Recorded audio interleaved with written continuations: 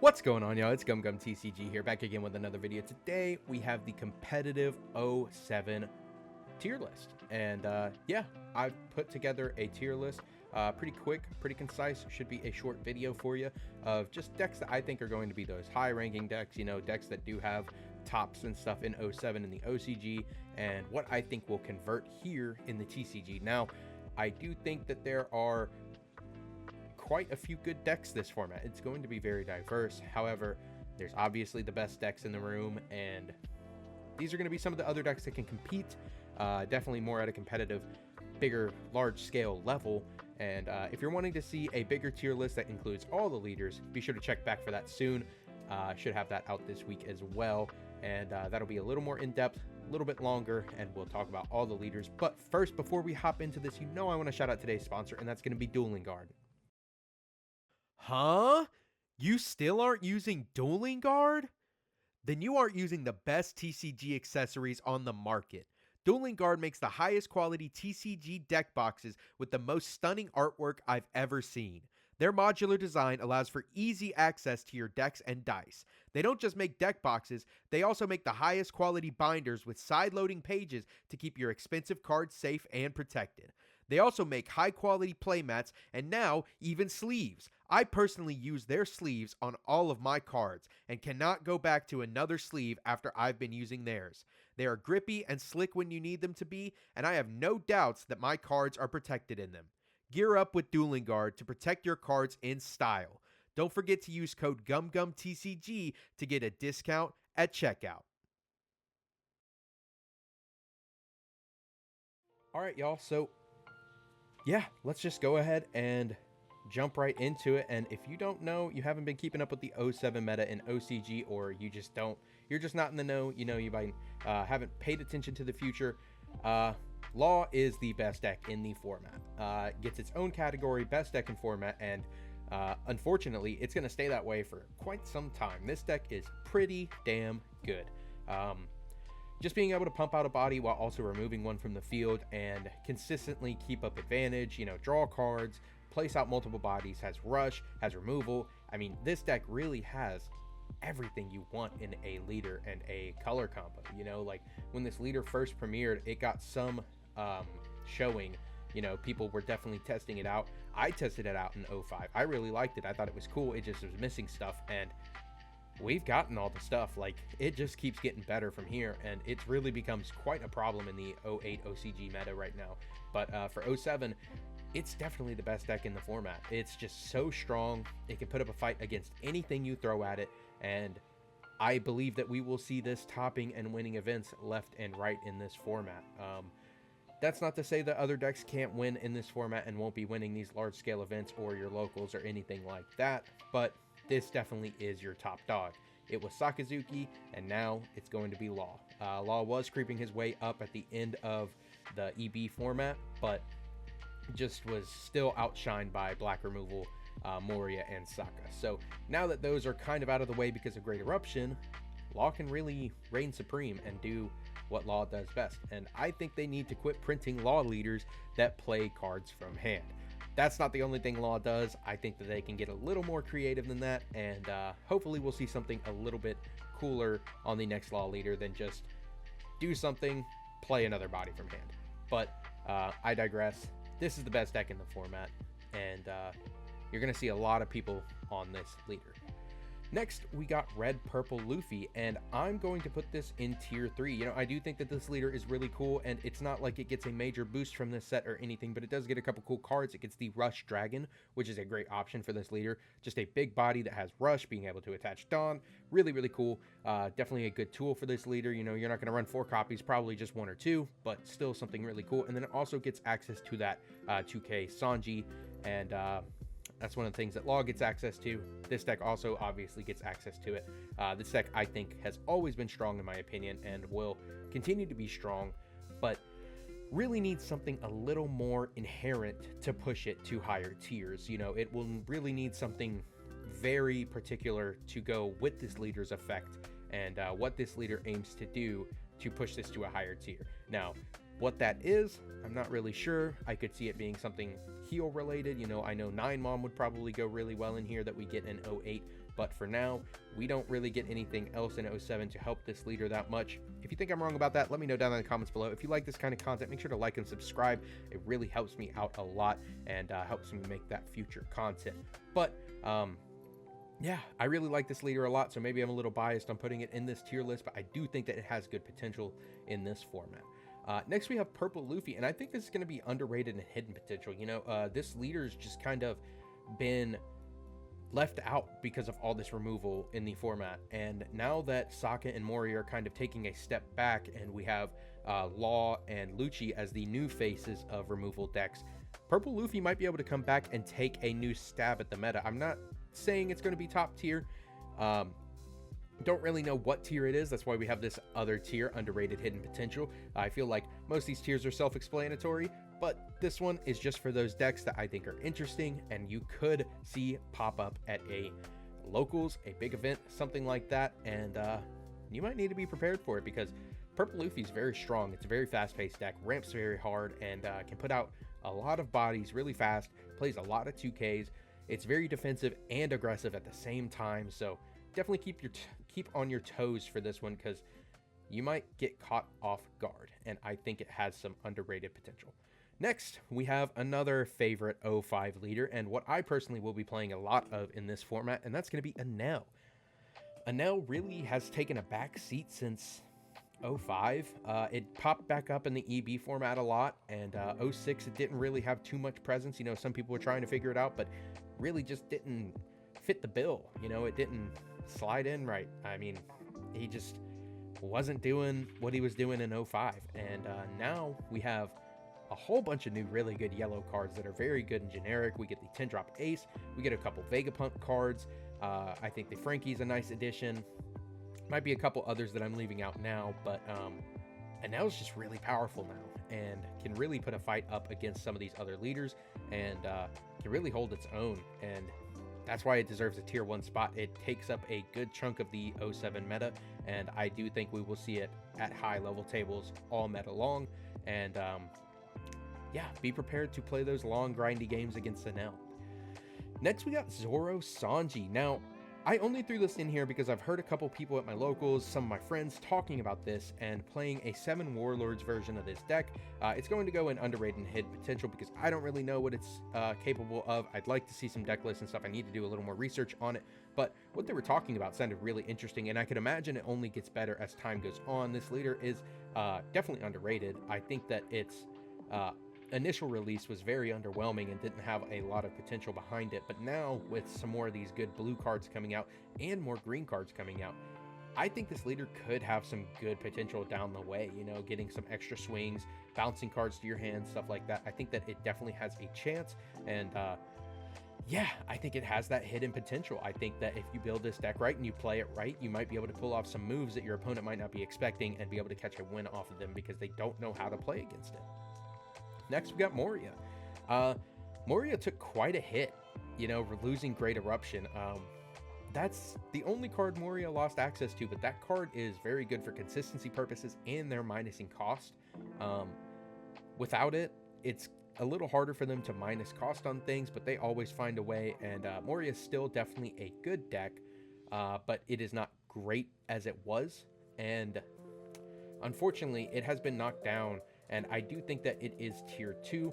I think that you'll see it popping up. People will still be trying to play it a little bit, but I do think we have a superior black deck in the room, and that's going to be Lucci. We'll get to him in a minute, but without Great Eruption, Moria just loses that little bit of consistency and a little bit of aggressive power that it needs to minus and blow things up. So I'm going to put Moria in tier 2. Actually, I'm thinking maybe tier 3. I'm thinking tier 3 actually, because I'm thinking about some of these other decks I have for tier 2, and I think that Moria needs to go in tier 3. But yeah, next we have Perona, and I think Perona has some good potential this format in tier 2. People were testing around with this a lot in the OCG, playing this weird Wano Perona build, and I think it has a lot of potential. I think that it's really cool, and I think that if you pilot this deck right, you have a good, solid chance at winning. But can it stand up to some of these other decks? Some of the times, maybe not all the times. I do think it's really cool though, and for green-black, it's definitely the best option we have, and yeah, I think it has some good potential to top some events and show out at your locals and stuff like that. I think it's a good deck, very solid, and you might have to test it out yourself.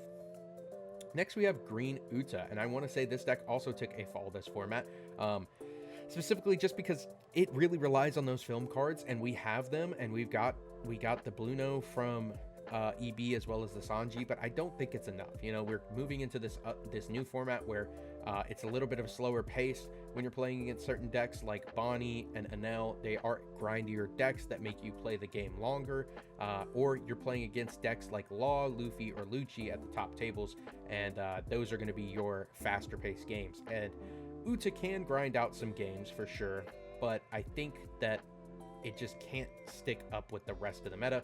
I do think it's still strong. Don't get me wrong, like, this tier list is the meta tier list, in my opinion. These are the best decks right now. But when you stack them up to the higher decks, you know, how much are they going to win compared to the decks above them? It really depends on the situation and yada, yada, yada. But I do think Uta still has some potential.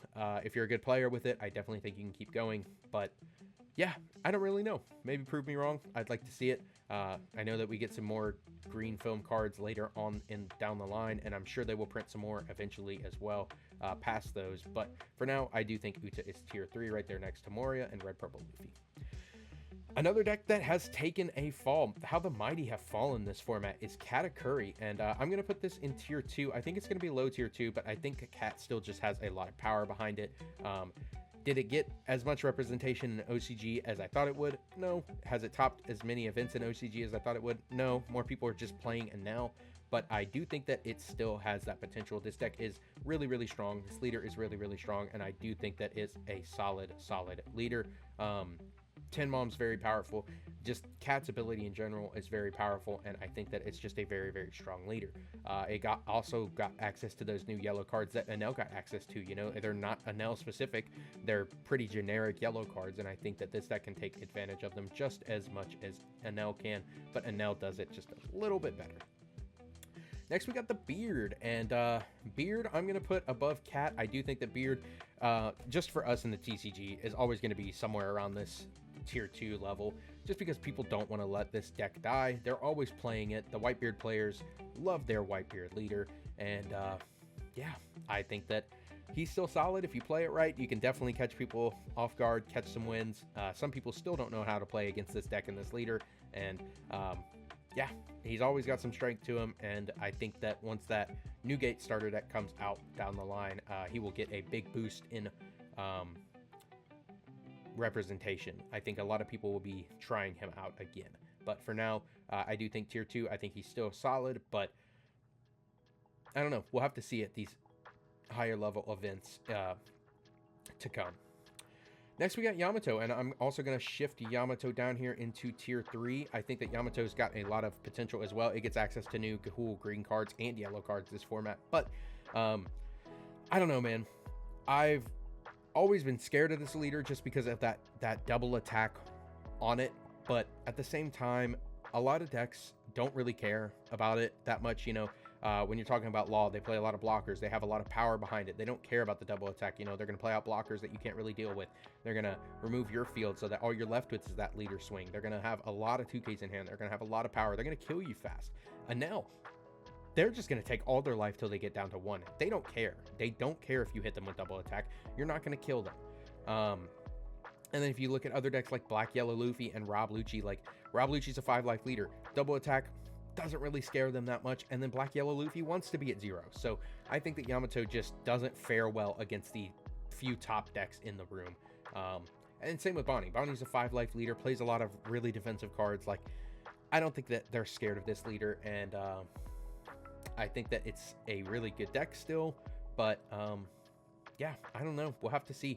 I think that this deck is also one of those decks that needs more inherent support. It's a very generic leader, and it did get quite a bit of yellow Wano support in 06, but I don't think a lot of it was as inherent as we needed it to be for this leader to really get past this level of playability. Next, we got Bonnie, and I'm going to put Bonnie in tier 1 as well. Bonnie is just another one of those powerhouse new leaders that comes out this set, and yeah, a lot of the cards that it gets access to are really, really strong. Basil Hawkins is really good. The 6-drop jewelry Bonnie is really good. A rogue is really good. And I think that it's just an overall super solid control-y leader. And basically making your opponent have to play with one less character or leader swing a turn every single turn is very, very powerful. And that's just what this deck does best. And locking down your opponent's stuff, putting out big bodies, and being very defensive, making you play at their own pace. And yeah, it's finally about time that a green leader has some time to shine in the meta. And Bonnie is definitely going to be shining.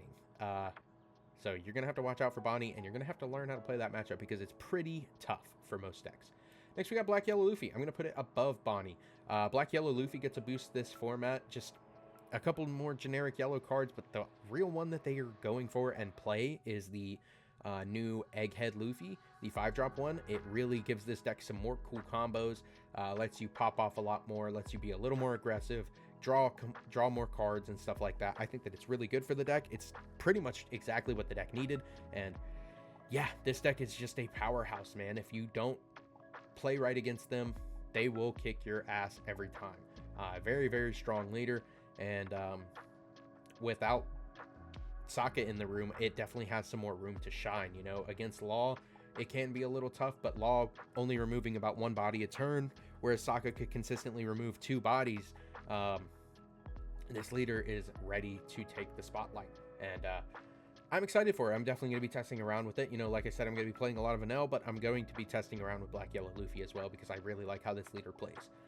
And then next we have Lucci, and I'm going to slap Lucci right here above Luffy as well. And maybe I have an L up there because I'm biased, but I want to say that all 4 of these leaders are pretty equally balanced.